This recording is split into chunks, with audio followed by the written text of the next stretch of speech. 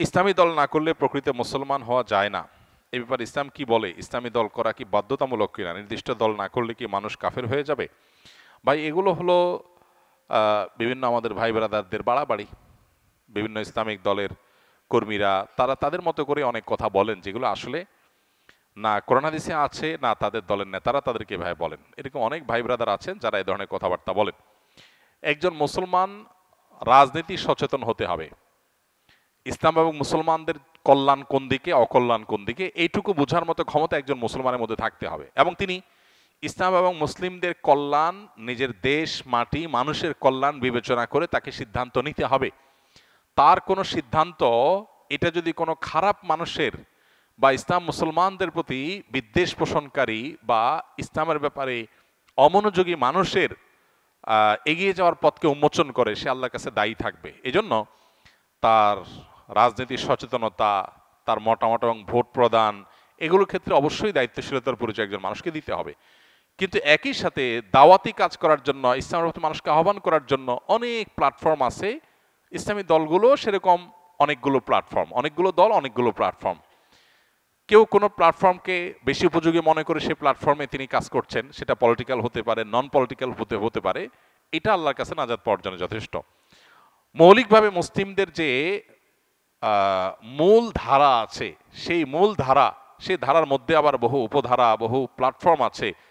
সেগুলোর বাইরে এসে মূল ধারার সাথে যাতে কানেক্টেড থাকে মুসলমানরা, সেখান থেকে বিচ্ছিন্নতাবাদের দিকে যেন না যায়, নিজস্ব কোনো মতবাদ যেন তৈরি না করে, আলাদা কোনো আপনার গিরিপথ যেন তৈরি না করে, এই ব্যাপারে শরীয়ত আমাদেরকে সতর্ক করেছে। অতএব ঐক্যবদ্ধ থাকার মানে হলো সেটা, কোনো একটা বলয় বা প্ল্যাটফর্ম বা কোনো একটা সংগঠন, সাংগঠনিক পরিচয়, পলিটিক্যাল হোক, নন পলিটিক্যাল হোক, এ ধরনের প্ল্যাটফর্মে কাজ করলে কাজের সুবিধা হয়। সন্দেহাতীতভাবে সেটি জায়েজ, কিন্তু সেটা করতে গিয়ে যদি আমরা অন্ধ হয়ে যাই, আমাদের ওয়ালা বাড়াটা যদি দলকে ঘিরেই হয়ে যায়, আল্লাহ এবং তার রাসূলের জন্য না হয়ে যদি সেটা সীমাবদ্ধ এবং সীমিত একটা চিন্তার জন্য হয়ে যায়, তাহলে সেটা আবার গুনাহের বিষয়ে হতে পারে। এই জন্য বিষয়গুলোকে পার্থক্য করা, পরখ করা, ইম্পর্টেন্সি এবং গুরুত্ব বোঝার পাশাপাশি কতটা ইম্পর্টেন্ট শরিয়াতে সেটাও বোঝা গুরুত্বপূর্ণ। আমরা অনেকে এক্ষেত্রে বাড়াবাড়ি করি, আবার অনেকে ছাড়াছাড়ি করি। এই দুইটারই অবসান হওয়া দরকার, এবং সঠিকটা আমাদের অন্তত উপলব্ধি করা দরকার। আল্লাহ আমাদেরকে বোঝার তৌফিক দান করুন।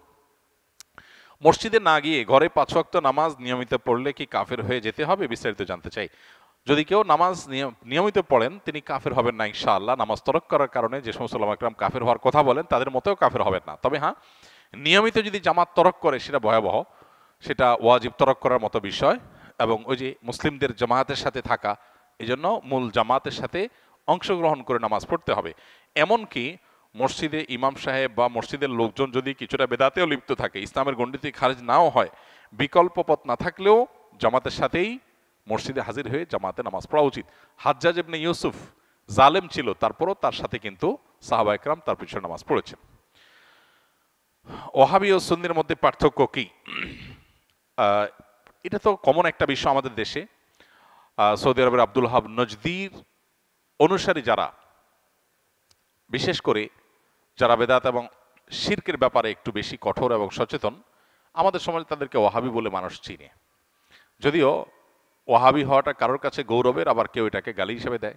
আবার এর বিপরীতে যারা আহলে সুন্নাল জামাতের অনুসারী বলে দাবি করেন নিজেদেরকে, তারা নিজেদেরকে সুন্নি হিসাবে পরিচয় দেন। তাদের ব্যাপারে আবার ওয়াহাবি পরিচয় বা ওয়াহাবি ট্যাগ যাদেরকে দেওয়া হয়, তাদের দৃষ্টিভঙ্গি হলো যে এরা বেদাতের ব্যাপারে অনেক বেশি তারা আপনার শিথিল এবং বেদাতে অনেক বেশি লিপ্ত। এখানে অবশ্য বেদাতের সংজ্ঞা পরিচয় নিয়ে নানাবিধ মতো পার্থক্য আছে। এটা এমন একটা বিষয় যে এগুলো চাইলেই আমরা এই বাউন্ডারিগুলো দূর করে ফেলবো, এই ওয়ালগুলো দূর করে, দূরত্বগুলো দূর করে সব একাকার করে ফেলবো, সম্ভব না। তবে হ্যাঁ, কোনো মুসলমানের মধ্যেই মৌলিক কিছু বিষয় আছে যেগুলোতে কোনো পার্থক্য বা ভিন্নমত থাকার সুযোগ নাই। এর ভিতরে একটা হলো আমরা কিতাবুল্লাহ এবং সুন্নাতে রাসূলুল্লাহর অনুসরণ করব, এর মধ্যেই নাজাত, এটাই হলো সেফ এবং নিরাপদ পথ। অতএব আমরা যত বেশি সুন্নাহর কাছাকাছি থাকবো বা সুন্নাহর উপরে থাকবো, তত বেশি আমরা নিরাপদ থাকবো ইনশাআল্লাহ। কিয়ামতের আগে বহুবিধ দল এবং ফেরকা তৈরি হবে। নবী সাল্লাল্লাহু আলাইহি ওয়াসাল্লাম বলেছেন, কুল্লুহুম ফিন্নার ইল্লা মিল্লাতুন ওয়াহিদা। এর মধ্যে একটা ফেরকা নাজাত প্রাপ্ত হবে। তারা কারা? তারা হলো মা আনা আলাইহি ওয়া আসহাবি, নবী সাল্লাল্লাহু আলাইহি ওয়াসাল্লাম তার সাহাবীরা যে পথে ছিলেন। বাস আমরা নবী সাল্লাল্লাহু আলাইহি ওয়াসাল্লাম এই কাজটা এভাবে করেছেন কিনা, করতে বলেছেন কিনা, সেটাকে আমরা আমাদের অবলম্বন হিসেবে গ্রহণ করলে এটাই হবে আমাদের জন্য নিরাপদ। ট্যাগ, নাম যাই দেয়া হোক না কেন, অতএব সেটা হলো আমাদের কাছে মুখ্য এবং মূল বিষয়। আমি একজন তরুণ, বর্তমান প্রেক্ষাপটে সামান্য বেতনে চাকরি করি। আমার ছোটবেলা থেকে সামান্য বাক প্রতিবন্ধী হওয়া সত্ত্বেও আমার পড়াশোনা শেষ করেছি। আমার এই সামান্য প্রতিবন্ধকতা চাকরির ক্ষেত্রে ব্যাপক প্রভাব লক্ষ্য করা যায়, তাই ছোটবেলা থেকেই চিন্তাভাবনা নিজের যোগ্যতা কিছু একটা উদ্যোক্তা হব, বাট পরিবারের চাপে কখনো সাহস পাই নাই। পরিবারের কোনোভাবেই নিজে কিছু একটা করব মেনে নেয় না। তারা চায় আমি যেন সবসময় চাকরি করি, বলে সামান্য বা কম বেতনে হলেও অন্য দিনে চাকরি করো। কিন্তু বর্তমান প্রেক্ষাপটে আমার প্রতিবন্ধকতা থাকা সত্ত্বেও সামান্য বেতনে বউ বাচ্চা নিয়ে সংসার চলে না। মূল প্রশ্নটা কি? আমার প্রশ্ন হলো, আমি যদি পরিবারের কথা অমান্য করে বা না শুনে নিজেই কোনো কিছু শুরু করি, তাহলে পরকালে আল্লাহর কাছে আমার জবাবদিহি করতে হবে কিনা? দেখুন, এটা তো খুব কমন একটা বিষয় এবং সহজ একটা বিষয়। মানুষ যখন প্রাপ্তবয়স্ক হয়ে যায়, সুস্থ মস্তিষ্ক সম্পন্ন হয়ে যায়, তখন পরিবারের পরামর্শ মানতে সে বাধ্য না। তবে যদি তার নিজের বিবেক বিবেচনার চাইতে পরামর্শ যারা দিচ্ছে তাদের বিবেক বিবেচনা বেশি গুরুত্বপূর্ণ মনে হয়, ভালো মনে হয়, ডিপ মনে হয় এবং সবাই পরামর্শ দেয়, তাহলে সেটাকে আমলে নেওয়া উচিত। মুসলমান পরামর্শকে গুরুত্ব দেওয়া উচিত, কিন্তু সে বাধ্য না। প্রাপ্তবয়স্ক মানুষ, সে কি ব্যবসা করবে না চাকরি করবে তার ব্যাপার। তবে হ্যাঁ, আবেগের কারণে আমি ভুল ডিসিশন নিতে পারি, সেক্ষেত্রে যে বিষয়ে কাজ করব সে বিষয়ে অভিজ্ঞদের সাথে পরামর্শ করে ডিসিশন নেব। এক্ষেত্রে পরিবারের সাথে আপনার ভিন্নমত হলে আশা করা যায় আল্লাহর কাছে আপনার কোনো দায় থাকবে না। তবে মা বাবা বা বড় ভাই থাকলে এরকম কেউ পরামর্শ তাদের সাথে বেয়াদবি যেন না হয় সেদিকটা খেয়াল রাখতে হবে। এবছরের হজ ব্যবস্থাপনার অনেকে প্রশংসা করেছেন। আপনার অভিজ্ঞতা এবং আগামী বছর যারা হজে যাবেন তাদের উদ্দেশ্যে কিছু বলবেন। আলহামদুলিল্লাহ, এটা সত্য যে এবছর সৌদি আরবের কর্তৃপক্ষ তাদের হজ ব্যবস্থাপনাকে তারা অন্য যে কোনো বছরের চাইতে ভালো করেছে। এটা সত্য, আমার চোখেও সেটি ধরা পড়েছে। এমনকি হজের যে দুইটা পার্ট, বাংলাদেশ পার্ট, সৌদি আরব পার্ট, উভয় পার্টের ব্যবস্থাপনাই বেশ ভালো ছিল। বাংলাদেশ পার্টির ব্যবস্থাপনা অবশ্য বেশ কয়েক বছর ধরেই ভালো হচ্ছে। বিগত আমলের শেষের দিকে এসে হজ ব্যবস্থাপনা তুলনামূলকভাবে ভালো হয়েছে, যার কারণে একসময় প্রচুর পরিমাণে মানুষ হজের টাকা জমা দিয়ে প্রতারিত হতো, যেতে পারতো না, হজ ক্যাম্পে গিয়ে কান্নাকাটি করে ফিরে আসতে হতো। এই দৃশ্যগুলো আর এখন দেখা যায় না বেশ কয়েক বছর যাবত। এটা ভালো। তো তার মধ্যে আবার এই বছর আলহামদুলিল্লাহ তুলনামূলকভাবে হাজিদের হয়রানি অথবা পেরেশানি তুলনামূলকভাবে কম হয়েছে বিগত বছরগুলোর সাথে কম্পেয়ার করলে। আর সৌদি আরবের পার্ট যেটা, ওখানকার যে হজের কার্যক্রম, সেটা আলহামদুলিল্লাহ সৌদি সরকার তুলনামূলকভাবে বিগত যে কোনো বছরের চাইতে বছর খুব ভালোভাবে হ্যান্ডেল করেছে, যার কারণে ভোগান্তি কম হয়েছে।